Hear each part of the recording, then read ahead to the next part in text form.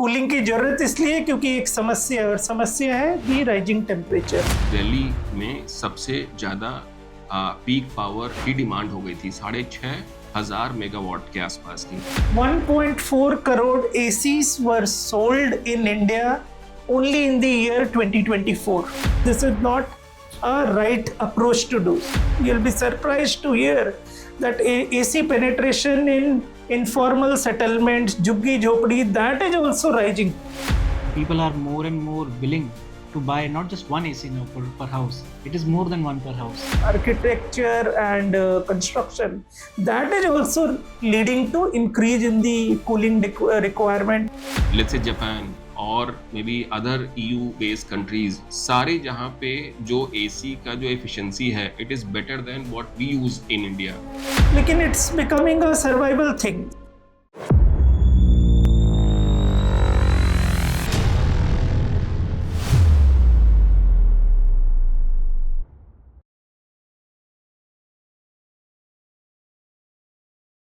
दोस्तों, GT log podcast में एक बार फिर आप सब लोग का स्वागत है।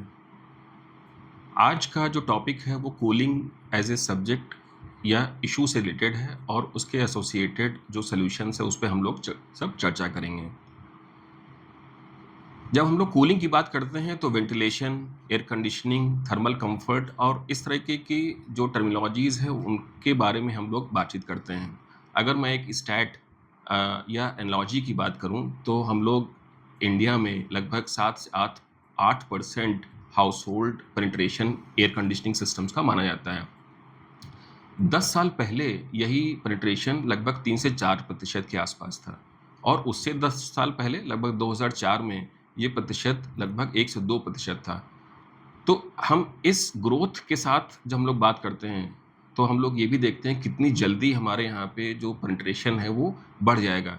एक और इसमें एनालॉजी भी है कि जब हम लोग डेवलप कंट्रीज़ की बात करते हैं, जैसे US की बात करते हैं, तो वहाँ 90% हाउस होल्ड पेनिट्रेशन अभी के टाइम पे है। अगर हम अपने समकक्ष चाइना की बात करते हैं तो लगभग 60 से 65% के आसपास वहाँ पे पेनिट्रेशन है। उसमें भी हमारे और चाइना में थोड़ी सी सिमिलैरिटीज़ हैं। वहाँ पे अर्बन और रूरल पॉपुलेशन के हिसाब से पेनिट्रेशन अलग अलग है। हमारे यहाँ पे अर्बन पॉपुलेशन में पेनिट्रेशन लगभग 25% से 30% के आसपास है और रूरल में लगभग 1 से 3% के आसपास है। ये एयर कंडीशनिंग सिस्टम के पेनिट्रेशन का एक नंबर है जो अवेलेबल नंबर है अभी। इसी तरह से हम और अप्लायंसेस की बात करते हैं जिसमें फ़ैन का पेनिट्रेशन भी है।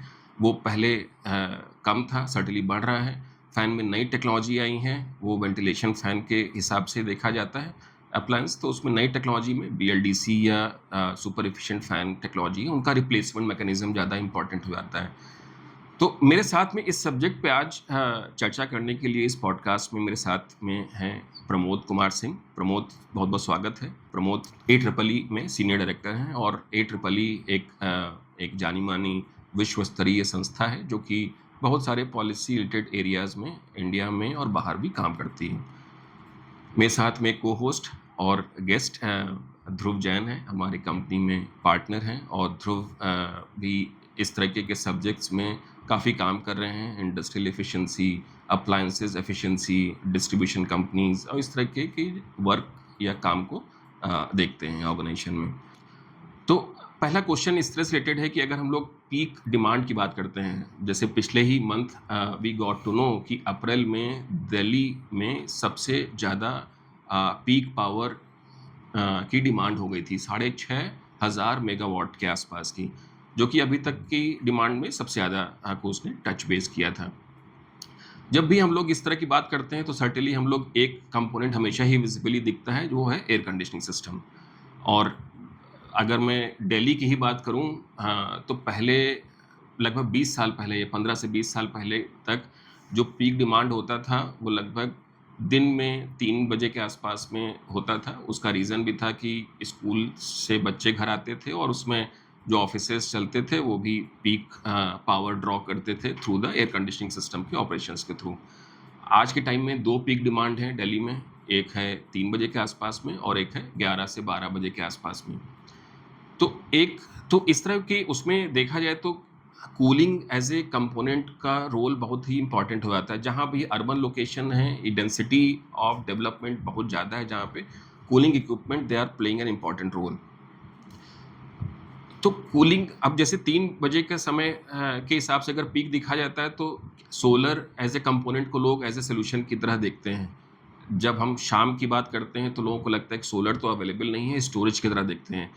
बट जब सॉल्यूशंस की बात करते हैं तो क्या-क्या सॉल्यूशंस हम लोग को लगता है कि क्या-क्या सॉल्यूशन हम लोग खोज सकते हैं, और क्या मतलब पॉसिबल ऑप्शंस हैं, इस पे हम लोग आपसे जानना चाहते हैं कि क्या-क्या कर सकते हैं इसमें। First of all, thank you, Anurag sir. Thank you, Dhruv, for having me today. और आपने बहुत ही अच्छा संवेदनशील टॉपिक आज सिलेक्ट किया हुआ है। हम लोग जैसा आप बता रहे थे 20 साल पहले जब एसी पेनिट्रेशन 1% था, लोगों को लगता था कि ये एक लग्जरी वाला आइटम है। फिर आपने बताया कि आंकड़े ऐसे बता रहे हैं कि अभी AC penetration has reached close to 10%। तो धीरे धीरे हुआ, it's not a luxury, cooling is becoming a necessity. But जो 1-2 साल में हम लोग और ट्रेंड देख रहे हैं, 2024 was the hottest year ever.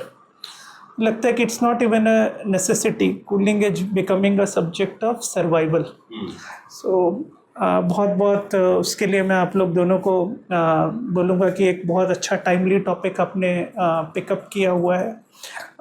मैं एनर्जी एफिशिएंसी के फील्ड में लगभग 19 साल से काम कर रहा हूँ और कई सारे programs related to policies, related to capacity building, related to looking at new technologies, whether those technologies make technical sense and commercial sense, or what conditions will make it ripe for deployment. इन सब topics पे India में, south Asia में, कुछ developed countries पे भी काम किया हूँ और उसके बारे में हम थोड़ा सा और चर्चा करेंगे। Before I come to the solution part, I'll just extend जो context आपने present किया आज on cooling। देखिए एक मेट्रिक है जिसको बोलते हैं कूलिंग डिग्री डेज, और दैट शोज कि कितने दिन, कितने घंटे हमें अपने बॉडी को कंफर्टेबल रखने के लिए there is a requirement for cooling. And for India studies have shown that the cooling degree days जो approximately 3000, and that number is increasing year on year. और फिर अगर हम उसका स्टेट वाइज देखेंगे, this is a national average, कुछ states में वो 4000 के भी करीब है, कुछ स्टेट्स में कम है, बट दैट शोज कि कितना आपको कूलिंग का रिक्वायरमेंट है। And this is linked to heat. Cooling की जरूरत इसलिए क्योंकि एक समस्या है, और समस्या है the rising temperature. That is point number 1। दूसरा, आपने बहुत इंटरेस्टिंग पॉइंट बोला which is related to thermal comfort. Whenever we use the word cooling gives insinuation कि there is a need to lower the temperature, but that's not always the case. हम लोग इसको और अगर broaden करें, then we should be talking about thermal comfort, जिसमें temperature is one important parameter, but humidity, relative humidity also plays an important role. And then there is a behavioral thing. कई साल पहले घर में या दोस्तों के बीच में जैसे बात होती थी, पॉलिटिक्स हुआ, क्रिकेट हुआ, हमें पता है घरों में टीवी को लेकर, रिमोट को लेकर कितना झगड़ा होता था विथ चैनल टू प्ले। अब with OTT and mobile access TV वाला झगड़ा खत्म हो गया, लेकिन एसी रिमोट को लेकर अभी भी झगड़ा होता है। इसको 22 डिग्री पे रखे, 26 डिग्री पे रखे, 28 डिग्री पे रखे। That is an example of thermal comfort for everyone. Cooling में not have the same meaning। किसी के लिए वो कंफर्ट 24 डिग्री पे आ सकता है, किसी के लिए 28 डिग्री पे आ सकता है। तो ये थोड़ा एक ब्रॉडर कॉन्टेक्स्ट को हम लोग अगर लें, then it's not only about the solutions do not lie only on technology options. It also lies the way we are behaving, our own behavioral things, and then किस कंडीशंस में वो thermal comfort को achieve किया जा सकता है। हमें कई बार लगता है कि अगर कूलिंग का रिक्वायरमेंट है, then let's look at air conditioning as a solution. I think we should also take a few steps back and see कि अच्छा किन कंडीशंस में क्या एसी वो सॉल्यूशन है, या अगर हम लोग इसको थोड़ा सा और होलिस्टिक वे में देखें then there could be other solutions as well which will reduce the requirement of cooling, and then we talk about how do we meet the cooling requirement efficiently ताकि हमारे एनर्जी सिस्टम पे उस infrastructure पे उतना stress ना पड़े. Very interesting. सो इस पे यही मैं जैसे वही let us also look at some of the statistics in depth. In the year 2024 India में जो रूम एयर कंडीशनर का सेल्स था that was close to 14 million. 1.4 crore ACs were sold in India only in the year 2024. और अगर हम अपने historical market growth को देखें, this market is growing at a rate of 10 to 15% every year. Between today and 2030 India is expected to add 130 million 13 crore air conditioners, new air conditioners in this system. ये तो आपका macro level पर what the trend है. उसको if we further try and bifurcate this data, roughly 2/3 of this sales is in the domestic segment, मतलब घरों में लग रहा है, and remaining 1/3 is being used in commercial segment, offices वगैरह में लग रहा है. ये एक इम्पॉर्टेंट फिगर है. इसके अलावा कमर्शियल सेगमेंट में आपके बड़े साइज के कूलिंग सिस्टम्स भी इस्तेमाल होते हैं, commercial air conditioner system that I would से annually that capacity is 2.5 million TR. और रेसिडेंशियल वाला जो मैं पहले बता रहा था 14 million यूनिट्स सोल्ड, क्योंकि एसी की कैपेसिटी होती है 1 ton 1.5 ton, तो that in terms of TR is रफली 20,000 million TR. So this entire cooling market is heavily oriented towards room air conditioners in terms of million TR capacity.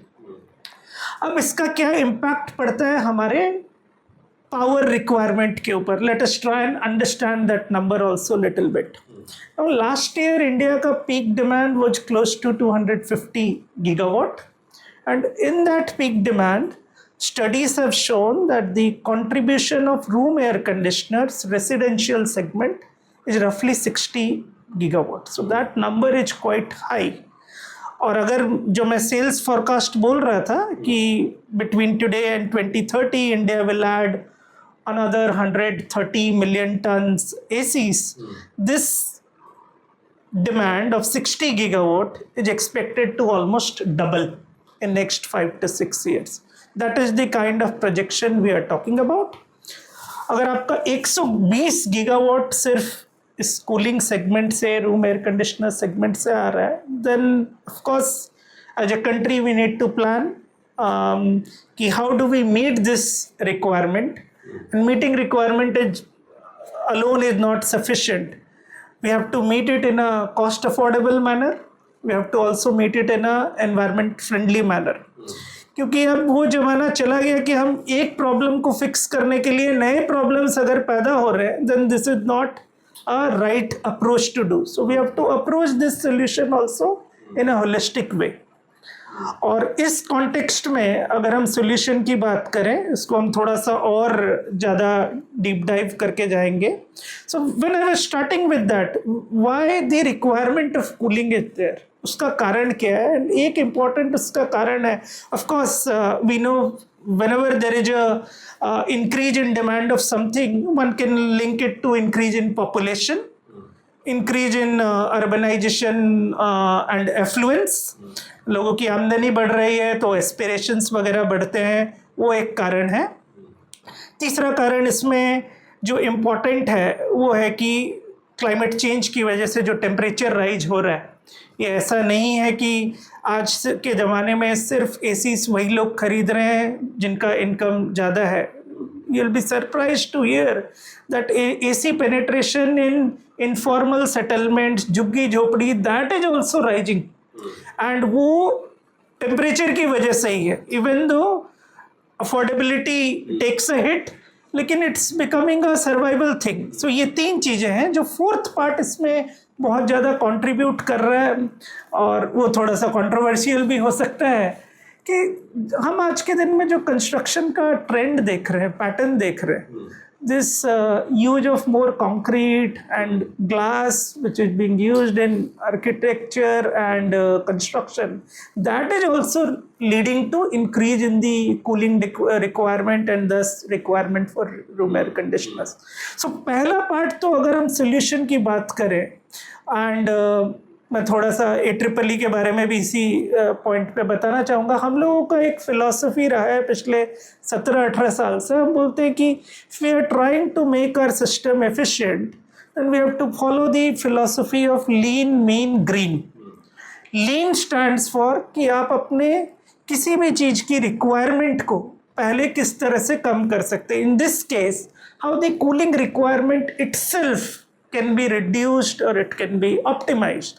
So अगर हम लोग अच्छे materials का use कर रहे हैं घरों में, अगर बहुत सिंपल वे में समझाएं कि मान लीजिए वेंटिलेशन है, ventilation itself can lead to some level of comfort. Glass अगर अच्छा हम इस्तेमाल कर रहे हैं जिससे घर के अंदर हीट नहीं आ रही है, पुराने ज़माने में घर के ऊपर थोड़े से ओवरहैंग्स होते थे, थोड़ा एक्सटेंशन होता था, उससे हीट गेन कम होता था।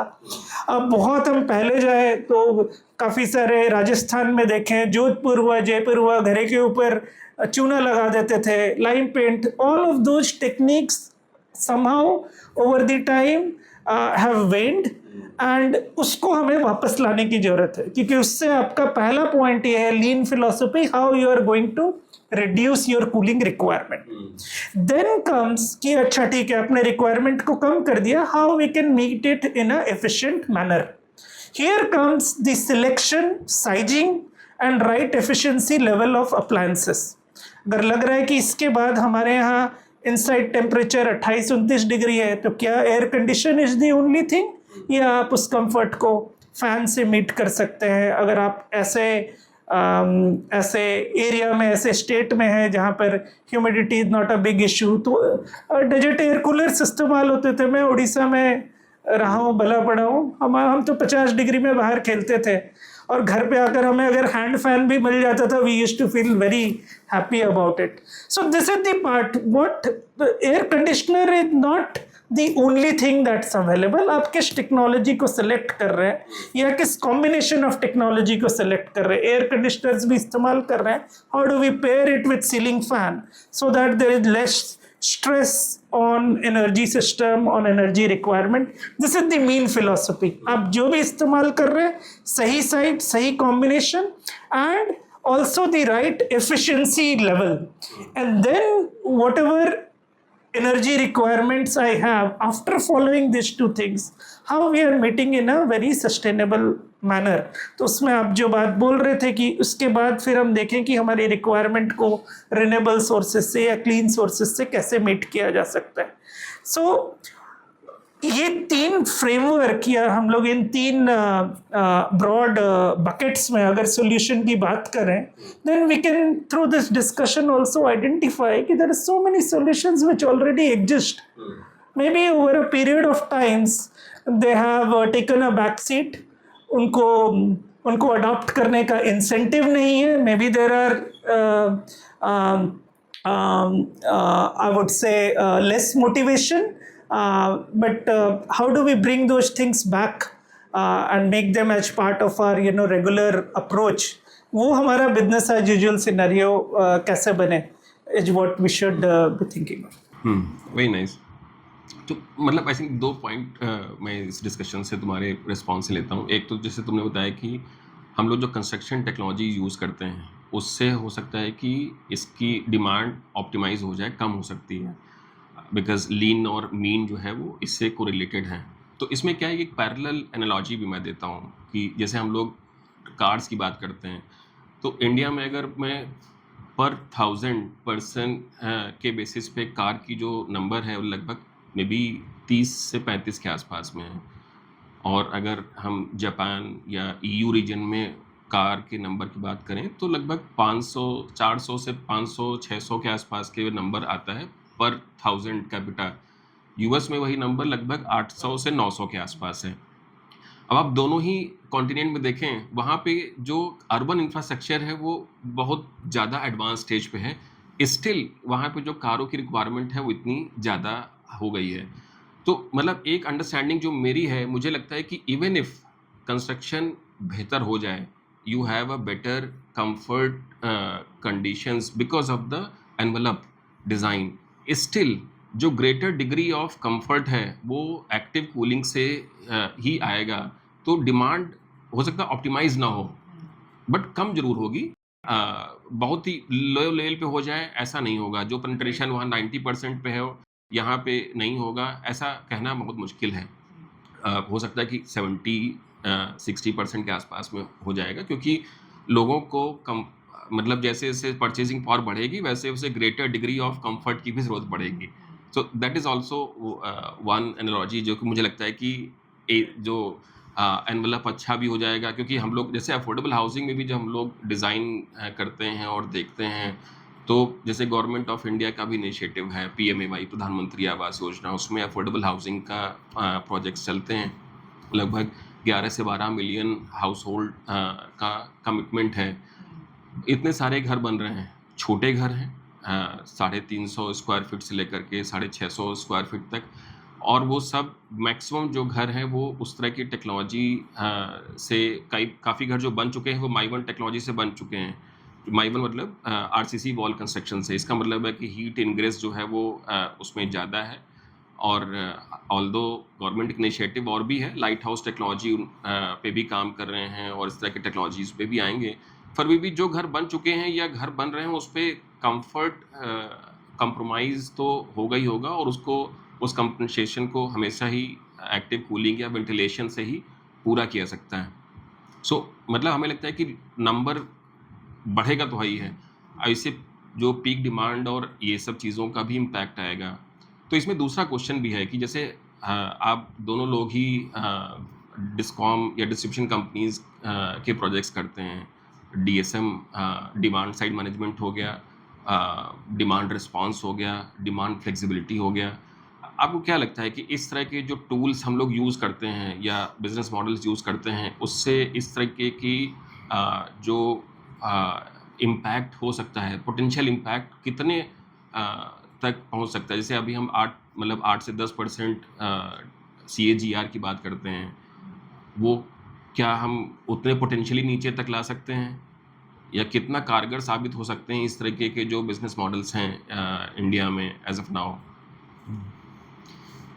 सो आई थिंक अगर हम जो मेरा अंडरस्टैंडिंग है कि अगर हम कूलिंग डिमांड की बात कर रहे हैं, so I was attending a world bank program some time ago and they were comparing India and China and cooling degree days का जो प्रमोद आपने टॉपिक छेड़ा है, so they were comparing the cooling degree days of India and China by the virtue of the weather conditions that we live in and the virtue of weather conditions that they live in. So the statement that they made is कि India का जो cooling degree days का requirement है वो रफली China से 5 गुना है. Which means what I understand is on an average पर पर्सन हमारी कूलिंग रिक्वायरमेंट चाइना से एनुअली 5 गुना है. Which means if I look at the population base of the country, by the virtue of the location of the country itself, closer to the equator, ये cooling requirement रहेगी. We may do whatever we want to do to mitigate or optimize that cooling requirement, but as Anurag you mentioned rightly, active systems की requirement रहेगी. अब जब हम बात करते हैं डिमांड रिस्पॉन्स, डिमांड फ्लेक्सिबिलिटी या एनर्जी एफिशिएंसी, इस तरह के इंटरवेंशंस का क्या इम्पैक्ट आता है? Of course most of these measures, demand response, demand flexibility की अगर बात करूँ, they are not design to reduce cooling demand, they are only design to shift the cooling demand, which means the demand of energy remains the same, only the power demand reduces और changes. जैसे हमने बात किया कि दिन में 2 time peak आता है, दोपहर में 3 बजे के आसपास अगर हम दिल्ली की बात करें, एक रात में 10-11 बजे के आसपास. And the timing of this demand, peak demand, tells us कि ये एयर कंडीशनर की ही डिमांड है और ये रेजिडेंशियल एरिया की ही डिमांड है, तभी ये रात में आ रहा है और एक दोपहर में आ रहा है. विच मीन्स आप अगर इस डिमांड को शिफ्ट कर सकते हैं बट आप इसको कम नहीं कर सकते, बिकॉज एयर कंडीशनर्स का यूसेज बढ़ेगा, which means this peak value will only go up. And these programs can help us manage the load curve of the discom. which means we are only talking about flattening the curve. We are not talking about reducing energy consumption or optimizing the energy by the way of these interventions. The only intervention जो मुझे लगता है एक बहुत ही intervention important है और जो आज गवर्नमेंट में बहुत लेवल्स पे डिस्कस हो रहा है is to see, हमने बात की, प्रमोद जी मेंशन कि 60 gigawatt is what is contributed by the air conditioning systems, and most of these ACs today in the nation, they are old ACs जिनके efficiency levels अलग हैं. If you look at the air conditioning efficiency levels today and what they were 10 years ago, there is a huge difference. So I think one of the most important interventions that probably can help us in managing this demand to a certain extent is looking at that entire old stock and see what can be done to bring in ACs or bring in cooling devices, whatever that may be, which can bring down that consumption, that power requirement itself. इसलिए इस तरह के programmes की जब हम बात करते हैं जैसे डिस्कॉम्स में, so we been working for last 2 years and AC replacement is a program जो दिल्ली में एटलीस्ट हमने देखा है कि कुछ हद तक सक्सेसफुल रहा है. आई विल नॉट से इट इज़ वेरी सक्सेसफुल, बहुत लिमिटेड है बिकॉज जो टारगेट रहा है वो भी बहुत मॉडेस्ट रहा है डिस्कॉम्स का, बट जो टारगेट रहा है उस हिसाब से दे हैव अचीव्ड और they have manage to achieve 100% of the outcome. In BSS Yamuna, for example, whatever target we had taken 2 years ago, we've already crossed that number. Which means the discom ना भी एक fresh petition file करके एक revise target के लिए apply करेगा DRC. इसका मतलब है कि ACs की रिक्वायरमेंट बढ़ रही है, अफोर्डेबिलिटी बढ़ रही है, people are more and more willing to buy not just one AC now per house, it is more than one per house. ACs का हम पेनिट्रेशन की हम बात कर रहे हैं, हमने एक सर्वे किया अभी recently last year. So the number that we found on a pan India basis is around 13.3% the penetration. 13.3% air conditioner का जो पेनिट्रेशन है, एंड वी एक्सपेक्ट कि ये अगले 3 साल के अंदर अंदर या अगले 3 से 5 साल के अंदर अंदर ये डबल हो जाएगा, 25% 26% हो जाएगा. तो इसलिए एफिशिएंट एयर कंडीशनर्स या efficient cooling devices which can also take your legacy systems out, which means we are replacing the old systems and bringing new systems in. तो इस तरह के जो solutions हैं, जो programs इस तरह के solutions को promote करते हैं, they can probably help us in managing some of the load. Because as I mentioned कि by the virtue of where we are located, heating load या cooling load will always be inherent part of the place that we live in. I would like to piggyback on what Dhruv you said. Score extend karunga. So if we talk about, so you covered about the existing stock of ACs which are old, inefficient. Usme abhi market mein there are new generation of ACs which consume less electricity. But when we also look at the new air conditioners, and if we look at Government of India's most popular scheme, Standards and Labeling Scheme. Standards and Labeling Scheme में there are 5 categories of products, different star labeled. और room air conditioners को देखें, so the AC with 1 star label has a efficiency rating. उसका जो metric इस्तेमाल करते हैं ISEER, India Seasonal Energy Efficiency Ratio, it's around 3.5. Varies by product, but this is the range. And for a 5-star, somewhere close to 5. So 5 ICER means it's the more efficient 5-star. And and then if we look at the sales trend, 2024 की sales की मैं बात कर रहा था 14 million. What is the distribution across star label? Then 4 and 5-star ACs had a share of 30%, and below 4-star had a share of 70%. So हम लोगों को ये भी सोचना चाहिए कि what kind of schemes and DSM programs, Dhruv, you were talking about, that will shift the purchase pattern from right now, which is majority below 4-star, to 4 and 5-star. हम ये 70-30 का सेल्स को किसी तरह से फ्लिप कर पाए और बोले majority of sales is happening in that segment, because you are right. I think just sales of AC is not an indication of what's going to be the corresponding impact on energy requirement or peak demand requirement. It's how it is being used, वो ACs operation में है या नहीं है. तो एक और बात हमें ये जानने का जरूरत है कि 14 मिलियन ACs हर साल बिक तो रहे हैं, बट किसी एक टाइम पर कितना उसका कोइंसिडेंट यूसेज होगा. And there are some studies have come across ballpark figure, मुझे जितना याद आ रहा है कि 40 to 50% ACs were found to have a coincident usage, which means it is directly contributing to that 60 gigawatt of peak demand. So ये भी एक interesting चीज रहे कि हम नए सेल्स में भी how do we inform customers, influence their purchase behavior which will be towards this. एक आर्गुमेंट लोग देते हैं नहीं 5 स्टार है, वो हो सकता है महंगा पड़े on a relative basis, उसके मॉडल्स ज़्यादा नहीं अवेलेबल है. Now if you look at the models that are available in the market, majority of the models you would see are already in that 4 and 5 star range. और इसका cost sensitivity वाला भी जो analysis हुआ, ये overall with increase in efficiency, ऐसा नहीं है कि हमारी एफिशिएंसी पिछले 10 साल में जो डबल हुई है कि कॉस्ट एसी का डबल हो गया. कॉस्ट उस रेशियो में नहीं डबल हुआ है. एंड जो भी कई बार थोड़ा सा जो एक्सपेंसिव आता है, it's because of some of the premium features that you are getting as part of room air conditioner. So why broach this point कि it's also important while we are looking at the existing stock.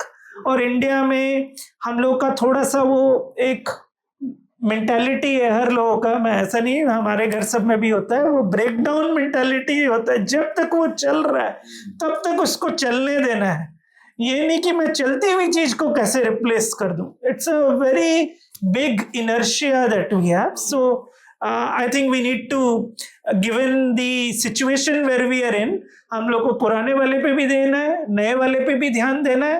I agree कि cooling requirement बढ़ रहा है, and I also agree with you that even with some passive measures हम लोग heat को कुछ extent तक ही रिड्यूस कर सकते हैं. सारा गेम इसी का है कि आप कितना मैक्सिमम रिड्यूस कर पाए in a manner, and then how do you arrive at that equilibrium जहां आपका एयर कंडीशनर को भी आप ऑप्टिमली यूज कर रहे हैं without compromising comfort, and then can you also pair it with something else. That is the, I think, direction should be taking. एक और पार्ट जो आपने पीक डिमांड, हम लोग बोल रहे हैं हमारे सिस्टम के ऊपर स्ट्रेस पड़ेगा सप्लाई सिस्टम के ऊपर, and mentioned about demand response. एक आइडिया जिसपे काफी एक्सपेरिमेंट चल रहा है कि हम कस्टमर को कैसे नच करें to operate AC at a slightly higher temperature. कई सारे स्टडीज भी बताते हैं कि ह्यूमन बॉडी 26 डिग्री 27 डिग्री पे भी अच्छा कंफर्टेबल हो सकता है. सो ऐसा नहीं है. सो there is a reason why it's room air conditioner and it's not a room air cooler. So conditioning का concept हमें वहाँ पर और ज़्यादा प्रमोट करने की जरूरत है. If we can also look at air conditioners जो कि humidity को अच्छा कंट्रोल कर पाए, because of humidity issue sometimes there is a need to do extra cooling.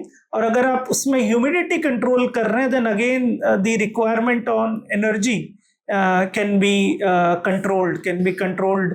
Some studies say कि 50% तक भी इसको रिड्यूस किया जा सकता है. एक तो जैसे तुमने बताया CDD, और ध्रुव जैसे तुमने बताया कि DSM प्रोग्राम्स या DR प्रोग्राम्स की बात कर रहे हैं.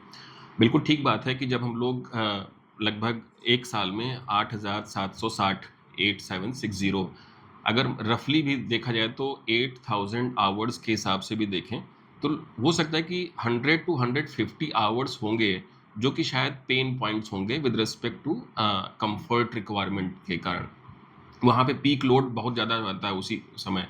100 आवर्स मतलब हो गया लगभग 1% से 1.5% के आसपास में, और पूरा इंफ्रास्ट्रक्चर उसी पीक पावर को मैनेज करने के लिए लगाया जाता है, चाहे वो कूलिंग की पर्सपेक्टिव से भी हो. Even we are designing our own building, उस पर भी मतलब जो कंसल्टेंट हैं उन्होंने भी पीक पावर या पीक कूलिंग डिमांड के हिसाब से डिज़ाइन करते हैं, which is almost may be I think 50% additional, just to ensure कि वो 100 घंटे जो हैं उस पर वो मतलब 1% ऑफ द टोटल रिक्वायरमेंट के बेसिस पे वो 50% कैपेसिटी इन्हांसमेंट की बात हो रही है।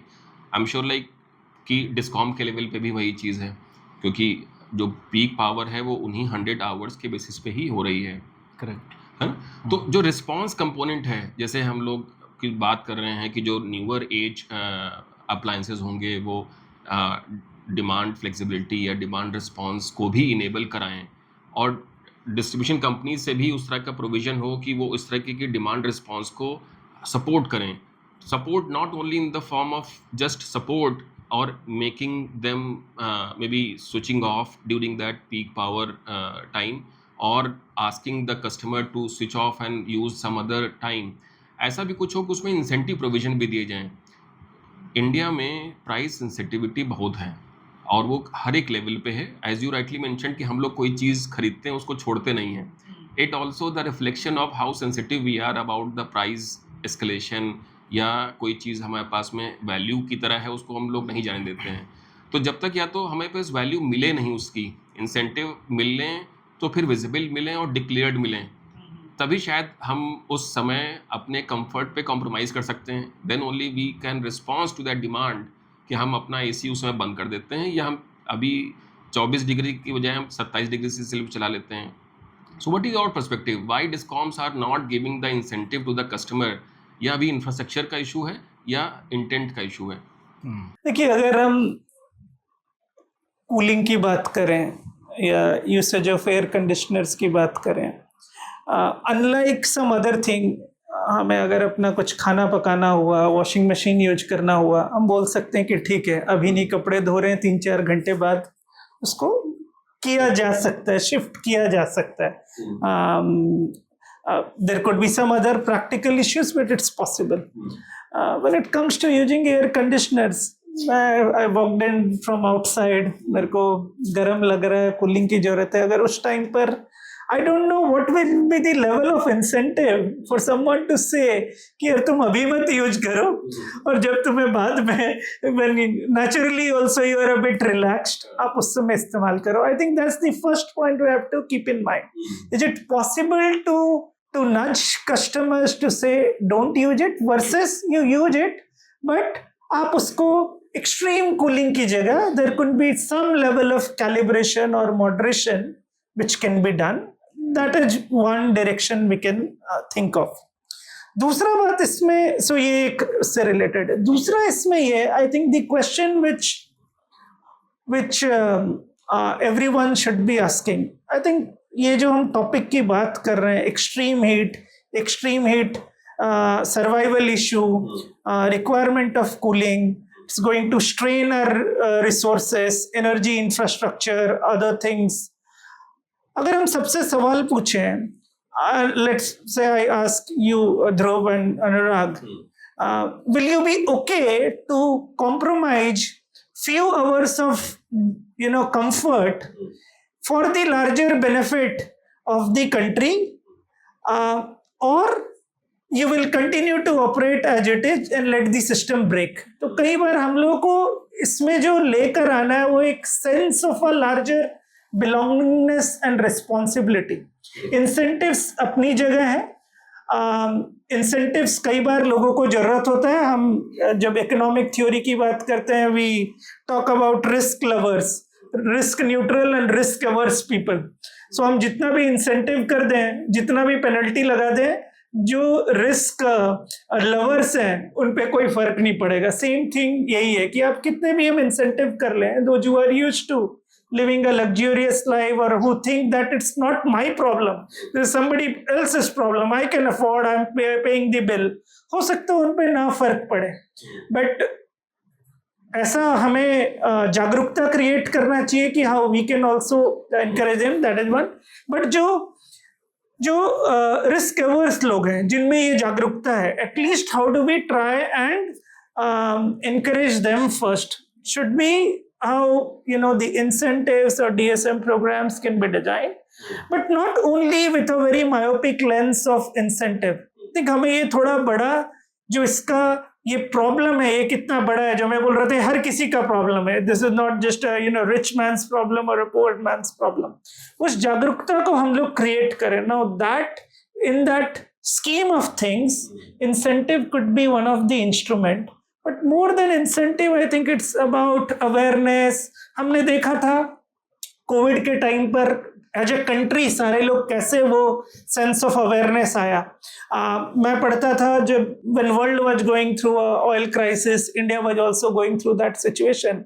गवर्नमेंट इस तरह से प्रमोट करती थी कि भाई या तो आप उसका राशनिंग कर लो, ये कर लो, नहीं तो आपके घर में ये आपको मिलना ही बंद हो जाएगा, पेट्रोल पंप्स ही बंद हो जाएंगे उस तरह से.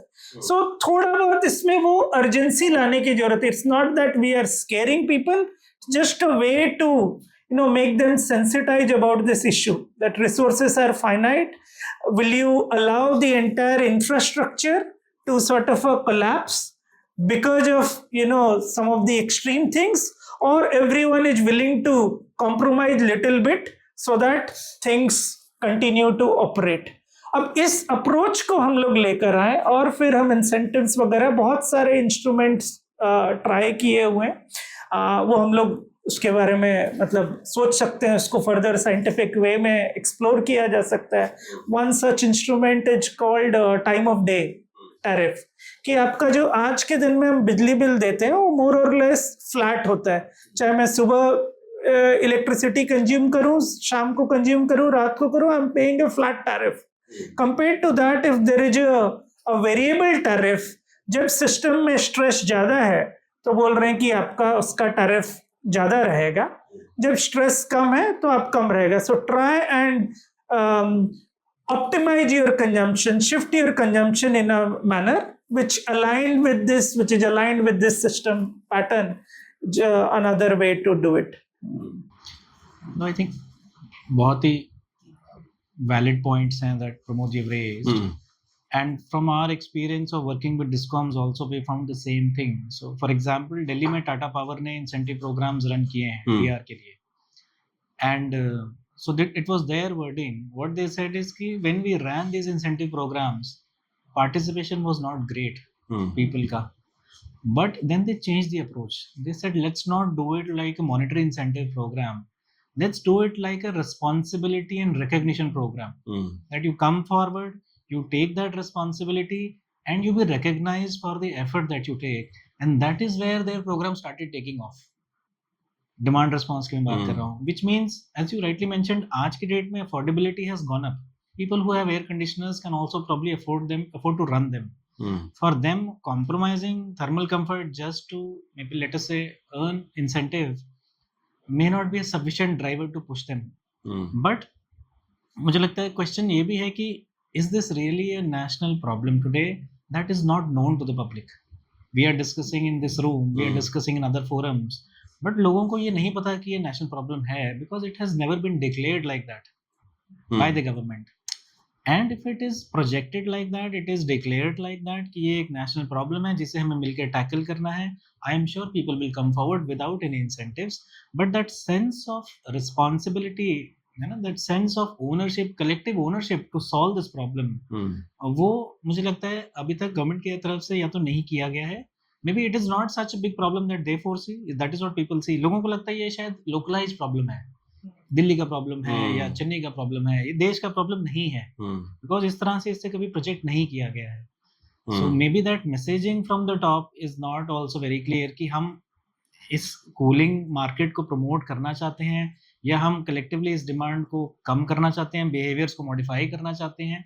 ये मैसेज टू सम एक्सटेंट आज की डेट में मैंने देखा है कि जो एक नोडल एजेंसी एनर्जी एफिशिएंसी की, bureau of energy efficiency, they have tried initiatives in this regard and they have been reasonably successful also. जैसे एसीज पे आज लिख के आता है कि 24 डिग्री पे ऑपरेट करें, उसके एडवर्टाइजमेंट्स भी आते हैं, उस पे स्टिकर भी लगा होता है जब आप नए एसी खरीदते हैं. So that is one such effort in that direction.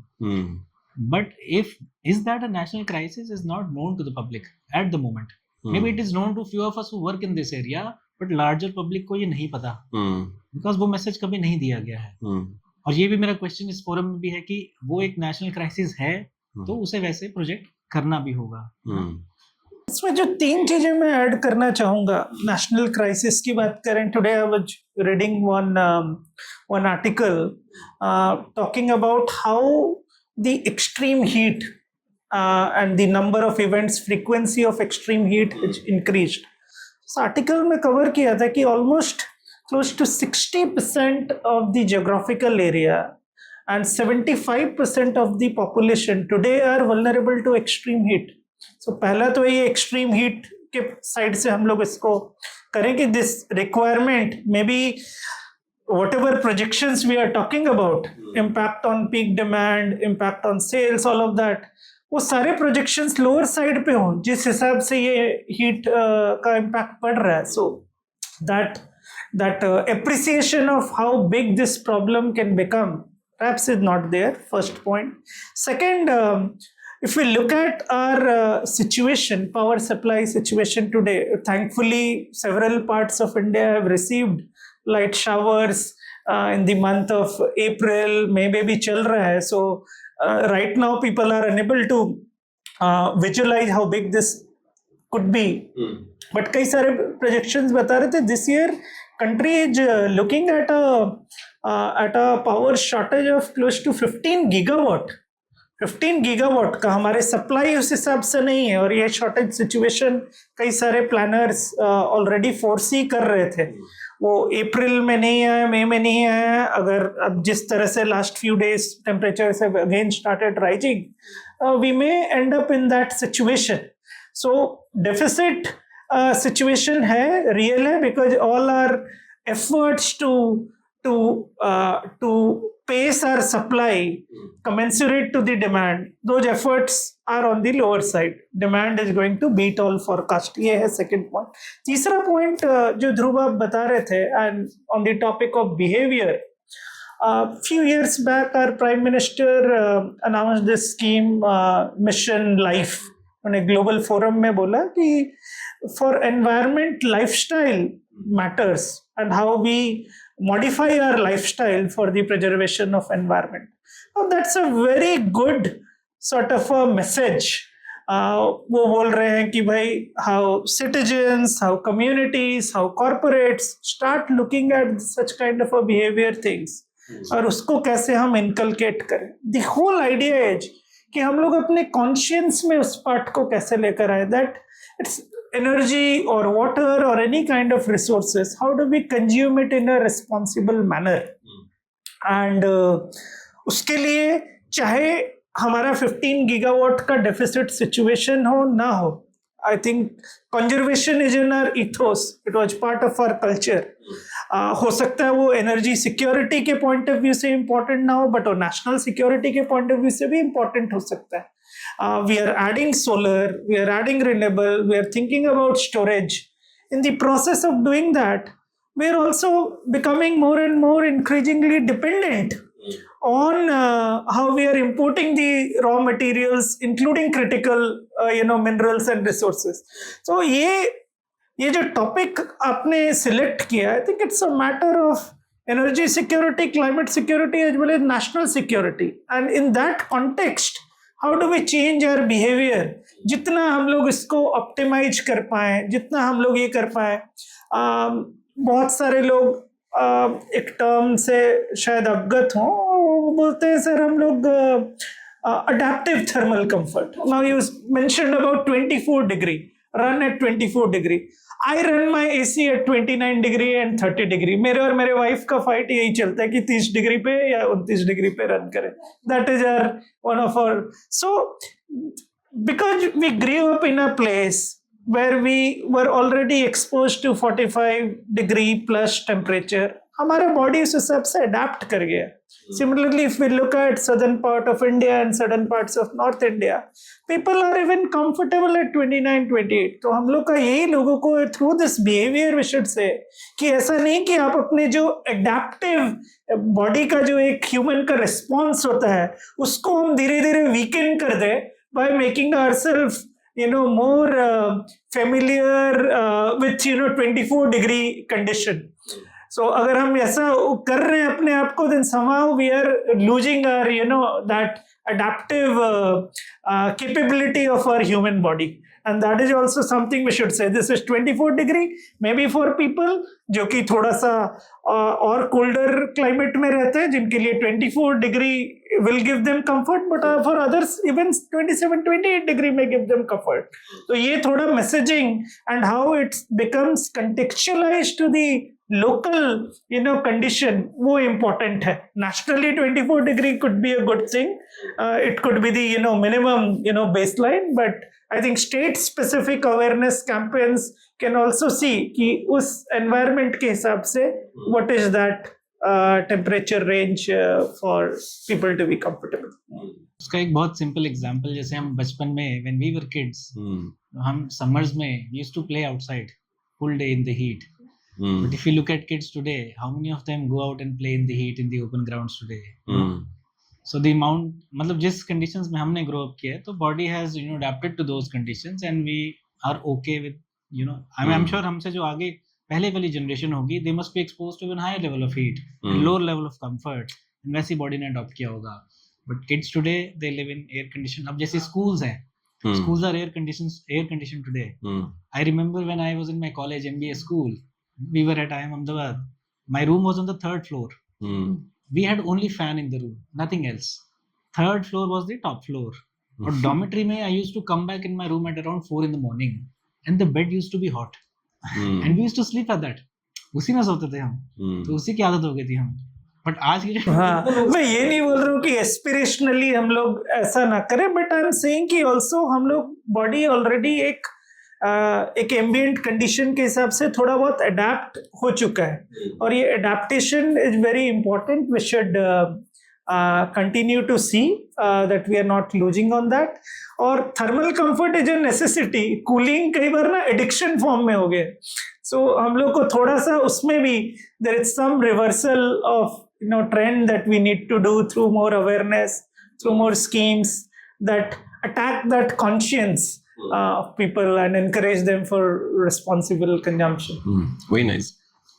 एक पॉइंट जो मुझे लगता है कि तुम लोगों ने बोला है with respect to the efficiency, star labelling हो या स्पेसिफिक एफिशिएंसी कंपोनेंट हो, तो when we look at the technology side, तो जैसे यू आल्सो मेंशन प्रमोद कि पहले 2.7 to 3.2 ISEER था उसका एफिशिएंसी लेवल, और फिर जब इन्वर्टर टेक्नोलॉजी आ गई तो फिर उसके बाद में 3.5 से लेकर के 5.2 तक गया. अब जैसे हम एक रिसेंटली ग्लोबल कूलिंग प्राइज में भी कुछ नई टेक्नोलॉजी डिस्कवर हुई, और उन्होंने बताया कि जो टेक्नोलॉजी है वो 7 पॉइंट से अबव आएंगी. तो इस तरह की जो टेक्नोलॉजी अगर ऑलरेडी आइडेंटिफाई हैं, अब वी कैन अंडरस्टैंड कि उसके कुछ कमर्शलाइजेशन के चैलेंजेस हो सकते हैं. हो सकता है कि उसमें जो स्पेसिफिकेशंस हों वो हायर एफिशिएंसी स्टैंडर्ड के हों, प्राइस कॉस्ट बढ़ जाए, या रेफ्रिजरेंट का कुछ मतलब प्रोविजन हो सकता है. I can also understand when you mention कि उसमें ह्यूमिडिटी कंपोनेंट को एड्रेस करने के लिए एक पैरेलल इवापोरेटिव मैकेनिज्म रखा गया था ताकि सेविंग्स जो है वो फील किया सकें, रियलाइज किया सकें. But when we look at the technology availability, we understand the technology is available. कहने का मतलब ये है, और फिर हम लोग इतना सारा जो मतलब पेनिट्रेशन है उसको भी हम रियलाइज कर रहे हैं. तो why the national level initiatives are not looking at maybe I think adopting such technology, या उस पर कुछ काम करके अगर कॉस्ट बढ़ रही है तो उसको कैसे हम लोग ऑप्टिमाइज करें? सर 15 साल पहले if we draw parallels with our solar industry, there were states who bought solar electricity at 20 rupees per unit, 25 rupees per unit. अगर उन्होंने वो नहीं किया होता, if Gujarat had not done it, तो आज हमें 2.5 रुपए का इलेक्ट्रिसिटी नहीं मिल पाता. I am a firm believer of this. So it's very important कि इस तरह की कोई टेक्नोलॉजी आ रही है, इनिशियल लेवल पर the price might be on a higher side, but it is our job also, how do we make it affordable over a period of time. The only way we can do it is, number one, we increase the demand in such a way so that economies of scale start kicking in and the price will reduce. And if you talk to several key players who have innovated such technology, they are saying we are waiting for demand. Demand आएगा, मैं उसमें उस हिसाब से अपना manufacturing plan करूंगा, and maybe it will also see a curve similar to what we have seen in so the other way, कि अगर आप डिमांड को इस तरह से नहीं बढ़ा रहे हैं, ये कर रहे हैं, then there are schemes like PLI schemes कि आप production linked incentives कैसे कर रहे हैं. So at the initial stage, one has to create a market. The only way to create a market is to give some assurance and visibility on the demand. Here, I think government can play a very crucial role. वो solar 20 रुपए 25 रुपए वाले private sector ने नहीं खरीदे थे. Government bought that, discoms bought that electricity. Then there were other schemes how kind of fossil generation and solar generation were being combined, और NTPC type की एंटिटी उसको बंडल करके सेल कर रहे थे to make it affordable. तो इस तरह से हमें यहाँ पर भी करने की जरूरत है. Think you rightly said, innovations हो रहे हैं, products are available, but that demand needs to start featuring. And here I feel that if we look at our public procurement and worldwide, जितना भी procurement होता है, कुछ statistics बताते हैं कि 20% तो गवर्नमेंट ही procure कर रही है of goods and services.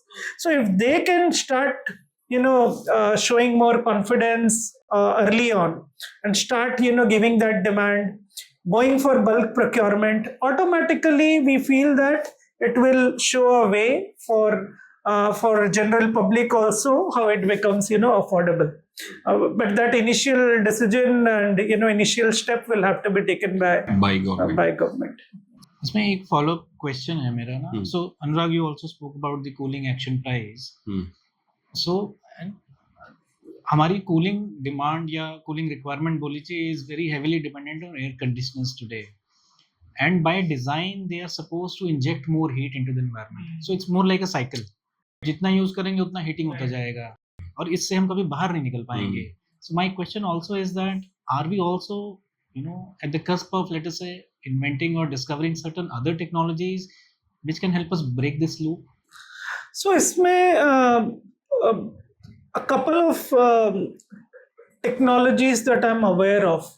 आप जो पॉइंट बोले इसको लोग अर्बन हीट आइलैंड इफेक्ट बोलते हैं. हम घर से बाहर जाते हैं, हमें लगता है हमारे सोसाइटी में ज़्यादा वहाँ पर heat. It's because of the more number of ACs in a localized area contributing to urban heat island impact.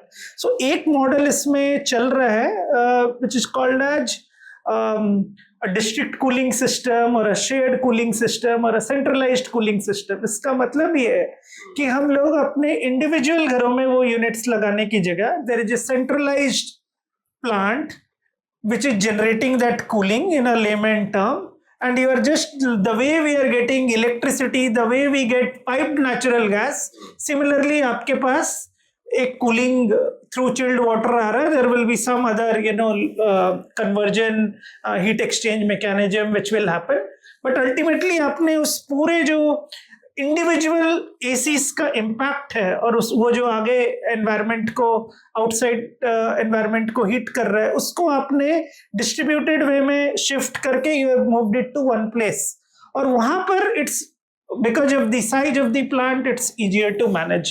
ये एक part I'm aware of. दूसरा लोग यही बोलते हैं कि the way you design your urban systems and all, using more trees, using more water bodies. Delhi में कई लोग जानते होंगे, यहाँ पर कनॉट प्लेस के पास वो बाउली हुआ करती थी. So those kind of step wells type की फैसिलिटी जो नेचुरली आपके लोकल एनवायरनमेंट को क्लीन करे. Again going back to our roots, हम लोग 300 400 500 साल पहले क्या चीजें किया करते थे, and how do we then start blending it with our modern urban design, city design. I think those are two things we can think of. One is modern technology, second is going back and drawing some inspiration from what we used to do earlier. Pramod, you mentioned PLI and you also mentioned the specific maybe role of the government. So जब हम लोग इस तरह की बात कर रहे हैं जहाँ पे प्रोडक्शन कंपोनेंट है, तो AC में मे बी आई थिंक जो AC का जो हार्ट है या दिल है वो है उसका कंप्रेसर. है ना? और कंप्रेसर का जो मतलब मैन्युफैक्चरिंग है वो लोकल लेवल पे हो, इसलिए गवर्नमेंट ऑफ इंडिया ने यहाँ पे पीएलआई स्कीम को इंट्रोड्यूस किया। आज के टाइम में भी 10 से 15% से ज़्यादा लोकल लेवल पे उसका प्रोडक्शन नहीं होता है। मैक्सिमम जो कंप्रेसर है वो इम्पोर्ट ही होते हैं आज के टाइम में। तो यहाँ पे एक अपॉर्चुनिटी भी है, जैसे हम लोग अभी टैरिफ गेम्स भी देख रहे हैं कि टैरिफ जो है इम्पोज हुए जा रहे हैं, तो मतलब कंट्री के लिए भी एक अपॉर्चुनिटी कि जब टैरिफ इम्पोज हो ही रहे हैं या टैरिफ कम हो रहे हैं, इंडिया अगर इम्पोर्ट हो रहा है तो इंडिया को टैरिफ हटाने पड़ेंगे मान लीजिए, उस कंडीशन पे हम हायर एफिशिएंसी के कंप्रेसर ही इम्पोर्ट करें।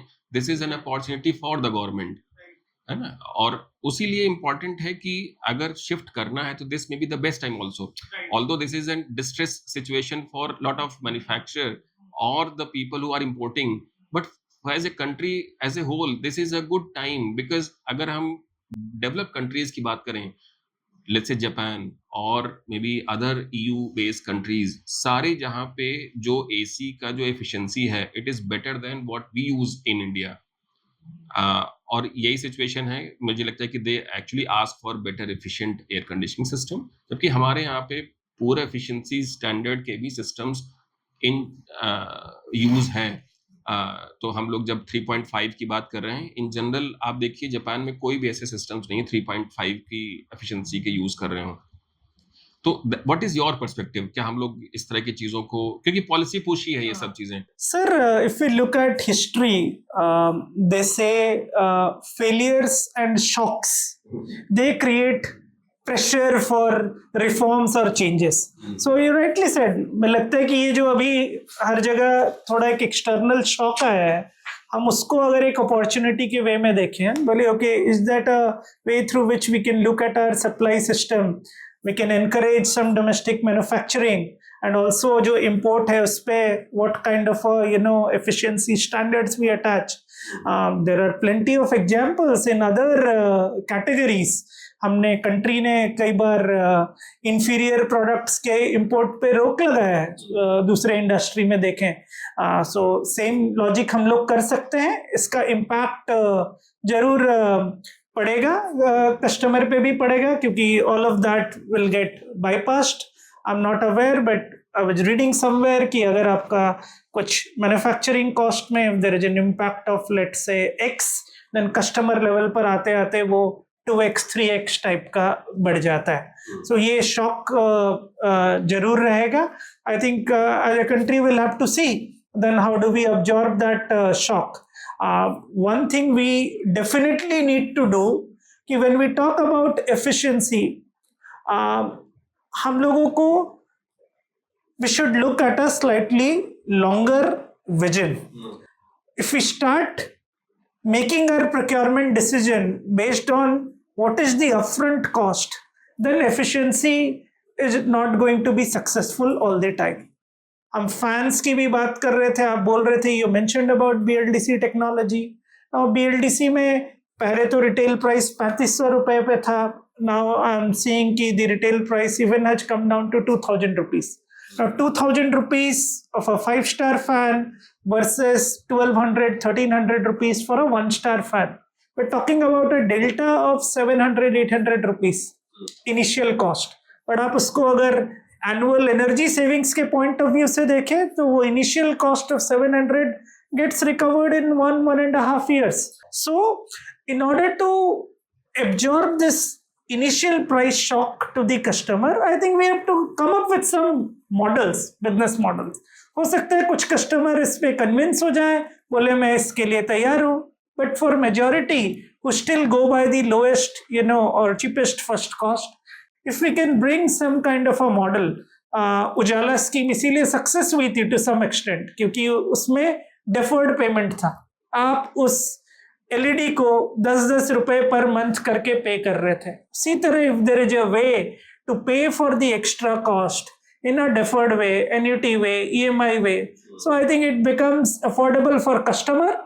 This is something product efficiency wise is good for Discom utility, Overall, it's good for the country because we are manufacturing it locally, assembling it locally. It's not going to strain on our resources जो मेरे को power plant, transmission, distribution ये सब लगाने में चाहिए. So in a way, it's a reallocation of capital that will take place from a supply side system to a demand side system, but it's going to be in the best interest of the country long run. So ये शायद हमें करने की जरूरत है. I totally agree कि इस तरह के जब disturbances होते हैं, then more innovative ideas should come into the onto the table.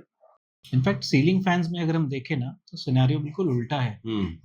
If you look at the efficiency levels of ceiling fans and you compare it with what it is globally, so India is amongst the top countries in the world. So हमारा जो best available efficiency levels ceiling fans में आप देखें, they match some of the leading Western economies in the world today. मुझे लगता है the only reason why we have this difference in ACs and fans is probably because we have been traditionally a very heavily dependent economy or a country on ceiling fans as a cooling mechanism rather than air conditioners, which is a very recent phenomena. As you mentioned earlier, Pramod, ACs was a luxury a couple of years ago. आज वो हर घर में जरूर आने लग गया है, and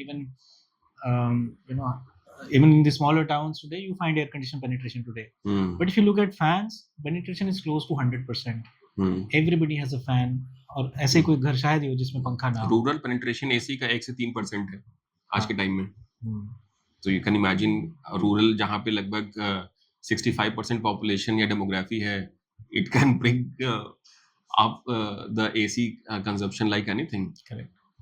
So, but with AC consumption rising, penetration rising, मुझे लगता है कि there is all the more incentive for people to start manufacturing. Now, if you push that manufacturers to start making in India, which is what we're trying to do, मुझे लगता है there is a very clear business case today. हो सकता है 10 साल पहले ना होता, but आज तो है. हाँ नहीं बिल्कुल, हमने as a country we missed the manufacturing opportunity on solar. हम सोलर पे मिस किए हैं, हमने ईवी पे मिस किया. अभी चल रहे हैं efforts, we are trying to now catch up pace. Think AC में this is the time we should definitely think about it. And then they say कि एक डेवलप्ड कंट्री वो नहीं है जहाँ पर हर किसी के पास कार हो.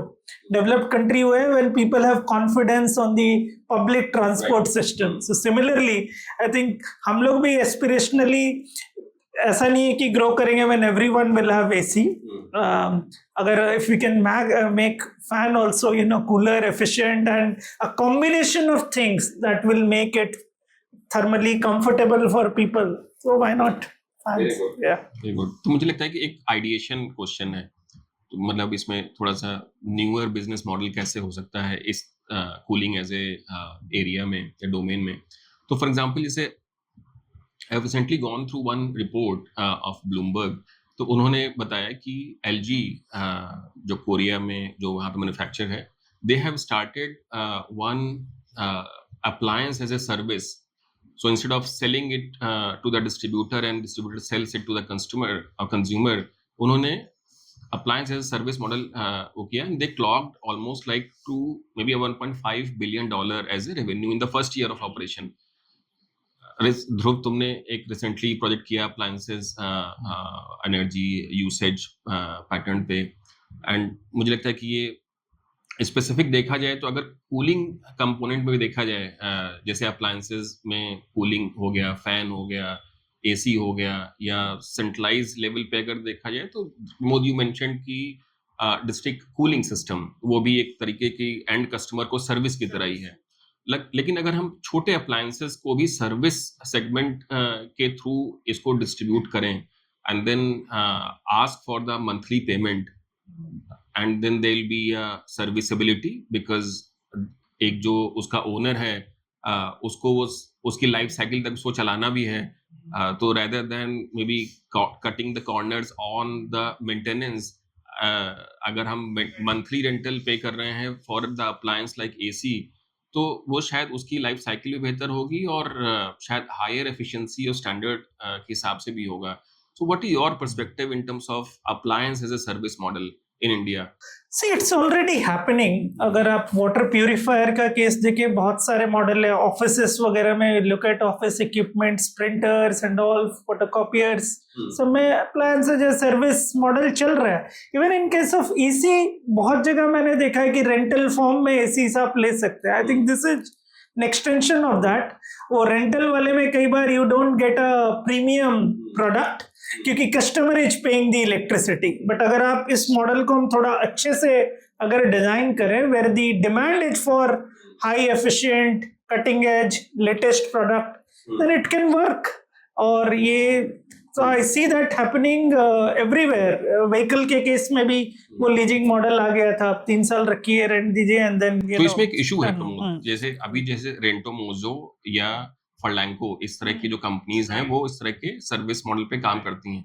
The only challenge that we see, customer they don't actually value that may be keep up of those appliances, क्योंकि उसको लगता है कि अप्लायंस मेरा नहीं है. हाँ, तो मतलब दैट इज वेयर वी सी कि कहीं ना कहीं इसको अप्लाई, मतलब ओनरशिप से लिंक करके ही उसको चलाना होगा. But what there should be some innovation that is required, कि वो ओनरशिप का कैपेक्स उसको नहीं फेल करना पड़ रहा है, एंड देन जो ओपेक्स मॉडल में उसको मेंटेन करके भी चल रहा है, उसकी लाइफ पूरी की पूरी जा रही है with the keep maybe higher efficiency standard. तो इसमें if I take example from district cooling के केस में how this payment is structured, there are broadly 2 components. broadly actual में 3-4 हो सकता है, but एक है कि your recovery of the initial cost. So appliance as a service, cooling as a service, somebody else is making the investment, बोल रहे मैं आपसे फिक्स्ड फॉर्म में कुछ रिकवरी कर रहा हूँ. And second is based on consumption. अगर कंजम्पशन बेस्ड रिकवरी है, देन कस्टमर के ऊपर भी ओनस है to run it efficiently. So usage linked, same way as we are using electricity in our homes today. हम कुछ monthly minimum charge, fix charge pay करते हैं and then based on the meter consumption we pay. Think उस तरह का model can also be thought of, where payment has 2 components. There is some responsibility lies with customer also. वो कैसे इसको efficient use करे, नहीं तो his bills are going to be higher. And then also maybe after few years उसमें buyback option हो, customer can retain the ownership. I think some innovation will be required, but the broad contours remain the same, that initial money customer is not paying, and then what the supplier is doing in this case is making sure कि वो आपका ICIR 5, 6, 7 type के हैं. तो अगर हम इसके through efficiency को पुश कर पाए, that will be a game changer. I think then we're talking more like models, what you said, cooling as a service. Right. And that is the only way to incentivize the supplier, who may be a company which may be supplying this, to look at, because then what they will do is they will look at the total cost of ownership. अगर they are looking at a CAS, cooling as a service model, for them upfront cost से ज़्यादा the cost of ownership will become important, because उसने profit निकालना है. तो over the life cycle, over the operation span of 10 years, 15 years, whatever the lifespan is, and whatever models we have today in the market are only focused on supplying that equipment, and most of these, I agree, are very low grade equipment, very low efficiency equipments, so which is actually working contrary to the efficiency goals. So unless efficiency comes into picture in the model by way of models like cooling as a service, मुझे लगता है वो target इस model से तो achieve हम नहीं कर पाएंगे. मतलब कूलिंग एज ए सर्विस में जैसे अभी तुम बोल रहे हो उस हिसाब से मुझे लगता है कि अगर वो टेम्परेचर RH भी मेंटेन करके दे कूलिंग एज ए सर्विस में, may B I think consumption के अलावा जो पैरामीटर मोर इम्पोर्टेंट है, that I need to maintain 24-25 degree celsius and 65 to 70 as an RH, that is the only may be parameter. तब वो उसकी responsibility है कि वो उसको मतलब अपनी परफॉर्मेंस के लेकर वो conviction के साथ है, and then he has to get the money from the customer rather than putting up the AC and then the consumption is on maybe someone else's head. It doesn't work क्योंकि वो फिर वो चलेगा नहीं उस हिसाब से. It's a moral hazard. हाँ, moral hazard है वो, करेक्ट. तो एक और question that comes to my mind, because मुझे लगता है कि जो डिस्कॉम का रोल है वो बहुत इंपॉर्टेंट है. जैसे हमारे यहाँ पे इंडिया में लगभग 12 मिलियन हाउस ओल्ड लेवल पे या स्प्लिट एसीज या विंडो एसीज जो पुराने हो चुके हैं, 20-20, 25-25 साल के भी एसी लोग यूज करते हैं। एज यू मेंशन दैट जो वैल्यू है वो लोग छोड़ते नहीं है। तो इतना स्टॉक ऑलरेडी रिप्लेसमेंट के लिए अवेलेबल है, और मे be lot of manufacture they are actually eyeing on this stock also. अब यहाँ पे कंपोनेंट है कि ये स्टॉक जो है वो सेकेंडरी मार्केट और टर्शियरी मार्केट पे ना चला जाए whenever there is a replacement. तो मतलब what is your perspective on the maybe circularity component, क्योंकि अगर वो कहीं यहाँ से उठ करके दूसरी जगह चला भी गया तो एज सच तो कंजप्शन पे कुछ कमी नहीं हुई। तो how do we make such may be component more robust? Right, इस पे तो definitely I think this scheme has to be thought through in a holistic manner, कि आप उसका कैसे प्रॉपर डिस्पोजल हो रहा है, रेफ्रिजरेंट को कैसे रिकवर कर रहा है। सीन अ ट्रेंड की normally when people come for gas refilling, पुराने वाले को ऐसे रिलीज कर देते हैं, that is again environmentally damaging. So आप उसको कैसे in a environment sustainable manner, how you are using the that old AC, disposing, extracting whatever useful things is, it has to be core to the overall scheme design. नहीं तो आपका scheme ही पूरा compromise हो जाएगा, and as you are saying, you will find कि it's being used somewhere else. इसमें DISCOM has an important role to play, and overall if I can take a minute to say, DISCOM को भी थोड़ा इसमें mindset की जरूरत है। Think हम लोग जब पढ़ते थे और आज भी jargon यूज होता है, जैसे what is the load, load sounds like a burden.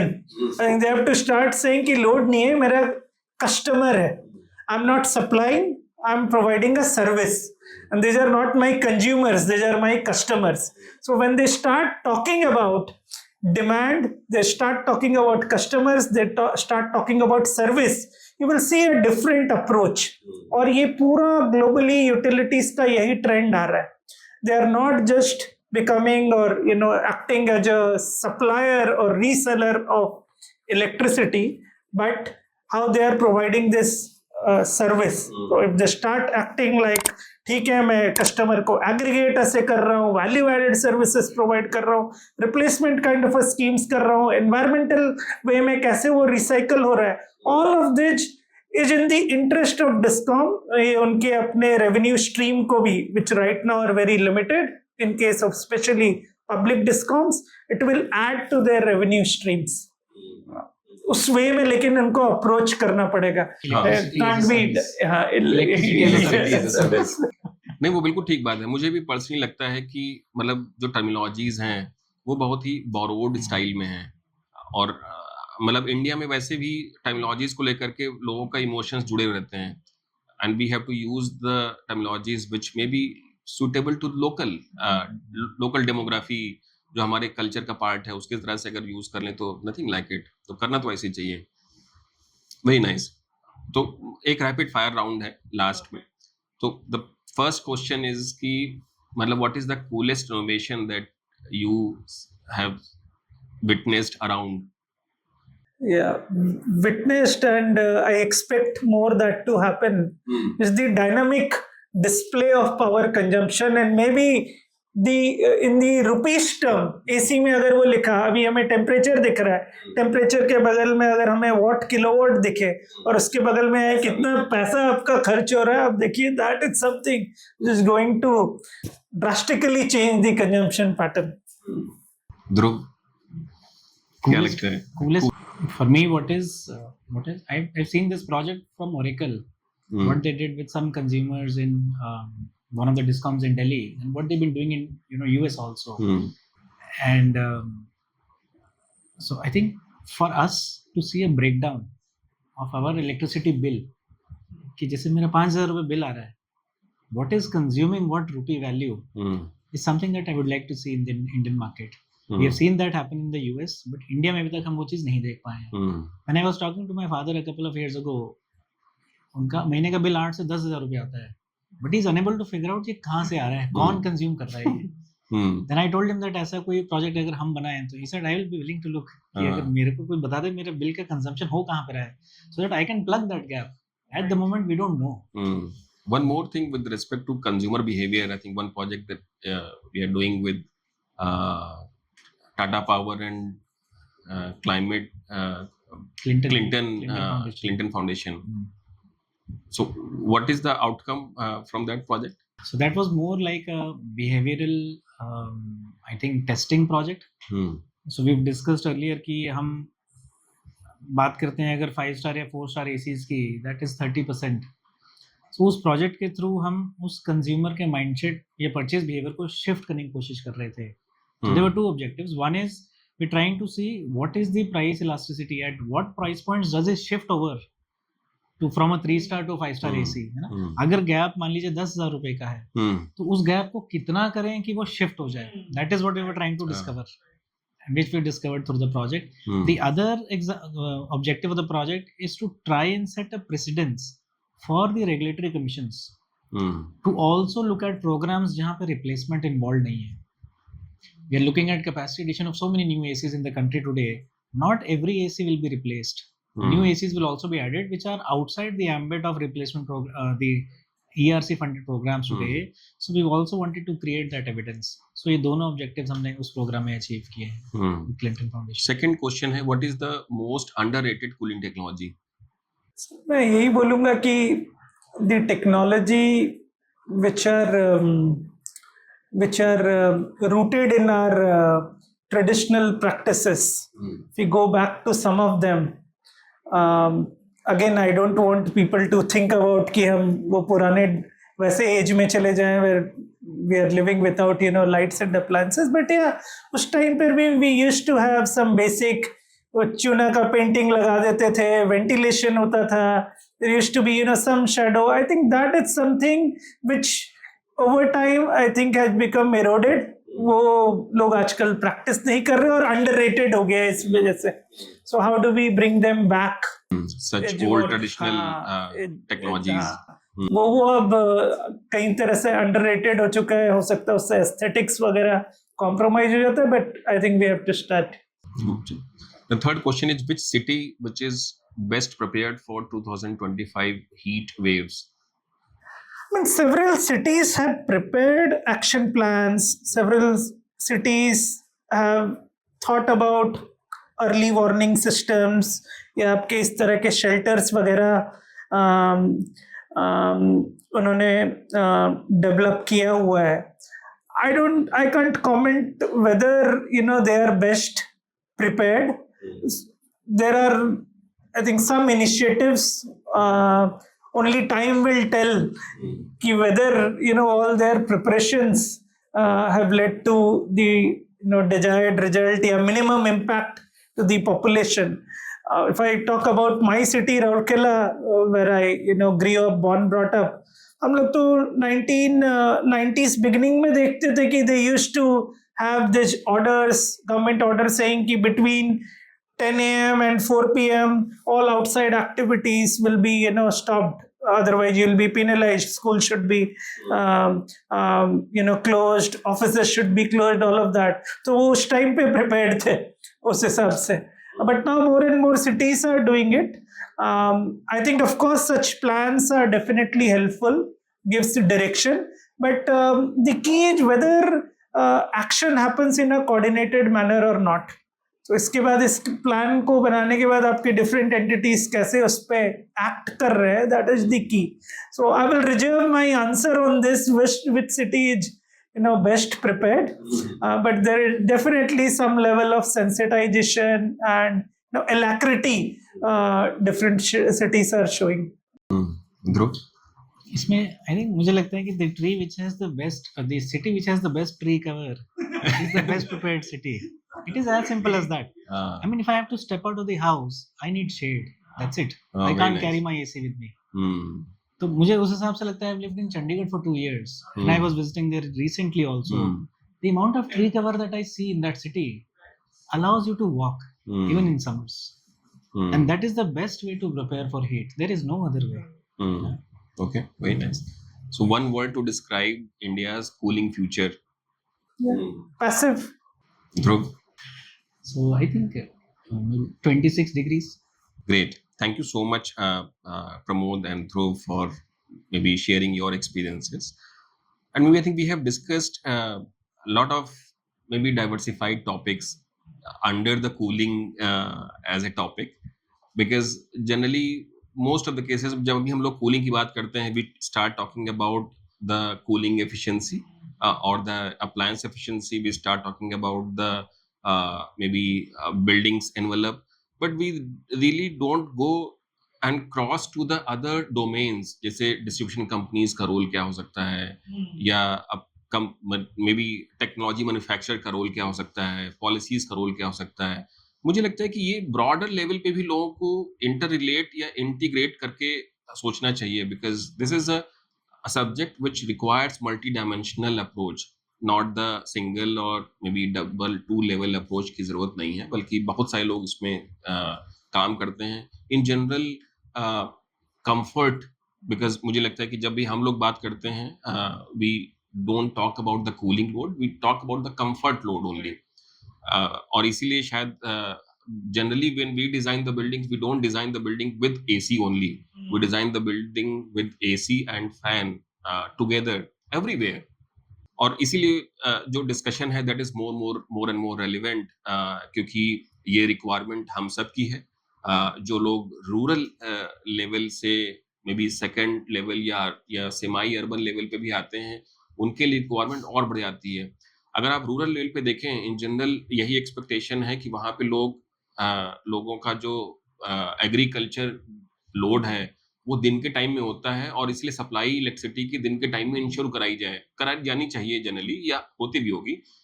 रात के टाइम में अगर वहाँ पे लोड शेडिंग है, वो इसलिए भी कम करते हैं बिकॉज उनको लगता है कि वहाँ पे we have lot more greenery, the tree cover is available, people can sleep even if the AC is not around. तो that is how people have greater degree of comfort.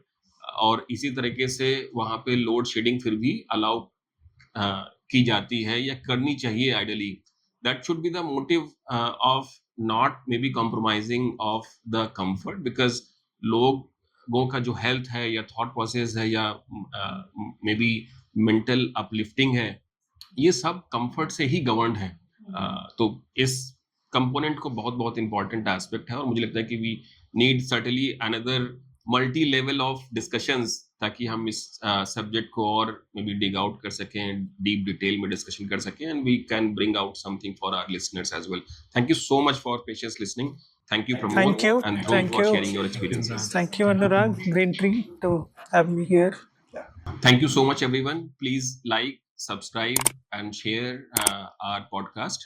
और आपके कुछ स्पेसिफिक क्वेश्चंस हैं, queries हैं, तो आप हमें हमारी ईमेल आईडी जो कि उस डिस्क्रिप्शन में मेंशन है उसमें लिख सकते हैं। We will also share the email ID and contacts of our guest Pramod and Dhruv. तो अगर आपको उनसे स्पेसिफिक क्वेश्चंस हैं, कनेक्ट करना है, तो you can have that options available. Thank you so much, everyone.